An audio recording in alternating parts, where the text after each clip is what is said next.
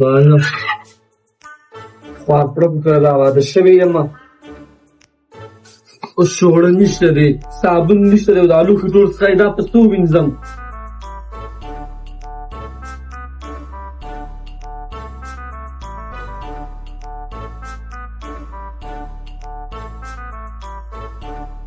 دا څنګه کور دی د پلار په کور کې به ښکلې ناست وم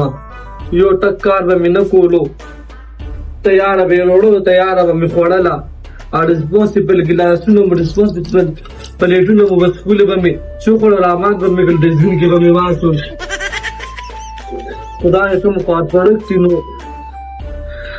لیور ته مې خیال دی خو بس ته مې یو سپېره راغله که یو مرداره ښځه راغله او به چې دا نیم کار راسره کوي څه په ما کوي خو اخیستل خوړلی مې خدای مرداره کړې ده بلې شي یو خو چې دا لوښي نځي پوهېږه مه دونه ټکې کوې چې سر سړي له خراب کړه ټول خوب د سړي خراب کړي حال ته خو اوده شه اوده شه الله کې ټول روز چې دی که نه ستړی شوې ټول کار مې وکړو زه م انسان یم ستړي کېږم څه دې وکړه دوه لوښي دې وینځل او بیا ستړي شولې دوه لوښي مې وینځل دارو کمره مې راصفا کړه بله کمره مې راصفا کړه غوجلې مې راصفا کړي دونه ښځه وې چې راواده شولې دونه یې ما به د پلار په کور تیار خوراکونه کول دلته خو چې راشي دال دال دال دال تا د پلار په کور باندې ته ماته دا ووایې تا خو د پلار په کور چې ته ډوډۍ خوړلې یم نوازار یان دی ما یا الله دا دې ما له څه راکړل داسې دي دا نه ښځه ده یاره څه به درته اوس ویم ته به راته څه وویې لکه داسې مه کوه چې زموږ د پلار کره لاړه شم ښه ستاسو په دې کور کې څه دي دا به لا کومه ورځ چې ته د پلار کره لاړه شي خفه او بس هم په هغه ځای کې کښېني ما له به خدای بله یوه ښځه راکړي یا الله ما له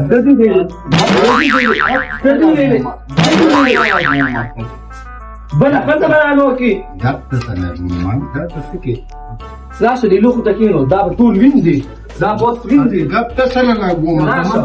لوښي وینځو شابه ته کښېنه دې لوښو ته کښېنه دا به اوس وینځي هغه مرچکۍ راننوځي نشته ته کښېښو نه شابه هغه مرچکۍ ساره پورې رابشي بیا به وایي چې ښځې له کارونه کوي خلکو تلته بیا به هلکانو ته پیسې کوي فکر مه کوه چې ظالمه څه در باندې ما لوښي په خوارۍ ووینځلو په ته ما باندې ښځه کې ته په ما ښځه کې ګپ ښځه لګوم موږ وسیله بې له په تا ښځه کوو لکه خوشحالي مو د دې دا مطلب و ته خو زما دونه خوښه یې که نه په ایماندارۍ چې زه هره ورځ هر زیارت ځمه زیارت ته د سترګو تور د نظر تار هغسې تا یادوي زړه ته مې چا کړی ازار هغسې تا یادوي زړه ته مې چا کړی ازار هغسې تا یادوي هغسې تا یادوي دی پېښور خو کله چا پسې ژړلي نه دي دی پېښور خو کله چا پسې ژړلي نه دي څه بلا شوې په دې ښار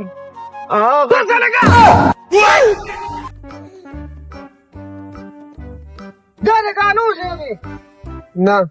دلته به زما نیکه امامتي کوله دا راته ووایه چې ته څوک یو د کوم ځای نه راغلی نوم دې سره چې زما په غزل کې تا مداخلت وکړو زما نوم دی ښاغلی داغلی لیونو سپو خوړلې کور ته تللې او بېرته خلکو شړلې او تا پسې دلته راغلې او د موره نافرمانه و کور نه ایستلې کور نه یې راایستلې خو دا راته وویې که نه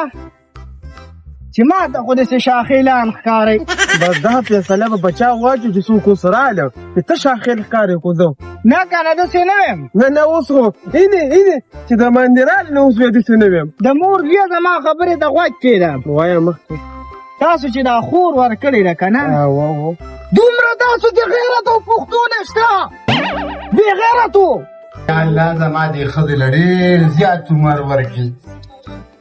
بس ما د دې پته ده پیسې زیارت ته ځي د جمعې لمونځ نه کوي د اختر لمونځ نه کوي زیارت ته ځي زما دپاره وره خلک یو خبر درته کوم ګورې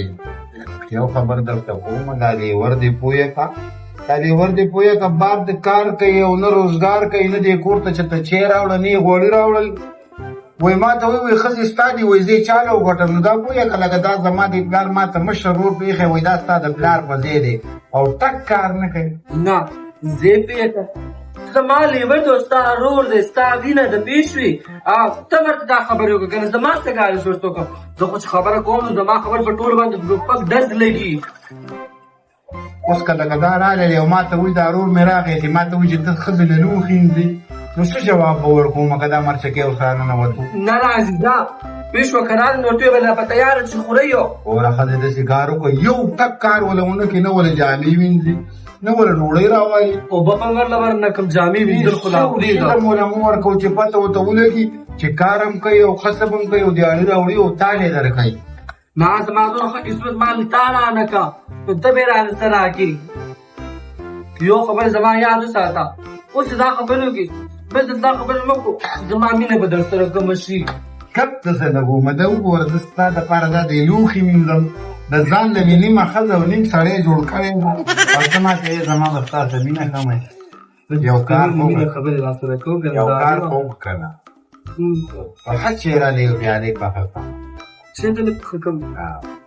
ولې چې او خبره مې درته دا کوله مازدیګر چې بوا ونشم که نه نو ماښام نه ښایسته پرېږدم خو صحیح ده که نه جان صحیح ده صحیح ده اوس راله چې باندې که په سر باندې مې تاړی حاجي ته خبره بېغمه شه زه بانګمن کې اوبه م واچوم ها حاجي صاحب ګوره دا د ښځې خبرې دي زه نه منم نه کومه نه کومه خدای دې زما جبه ګونګی کړي زه دا ښځه صحیح ده امین یا پروردګاره یا الله ته رحم کوونکی بادشاهي